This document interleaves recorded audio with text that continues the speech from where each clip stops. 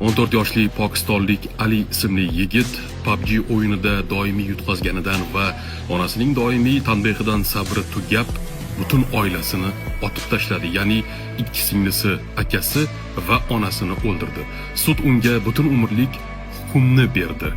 Hurmatli ota-onalar, ogoh bo'ling. Bu videoni o'smir Bu akamiz va bu akamizga o'xshaganlarga jostki ответ. Videomizni ko'proq odam ko'rishi uchun videoga like bosib qo'ying. Mani obuna bo'lishingiz shart emas, like bosib ko'proq odam ko'rsa bo'ldi. O'zi insonda me'yor degan narsa bor. Insondagi me'yor ko'payib ketdimi, u zararga ishlaydi. Misol uchun, ko'p ovqat yeyish zarar, ko'p uxlash ham zarar va ko'p uxlamaslik ham zarar.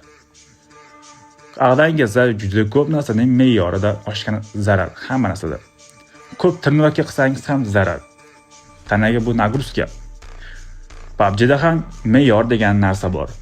Me'yordan o'tdimi, o'zi minusga ishlaysiz.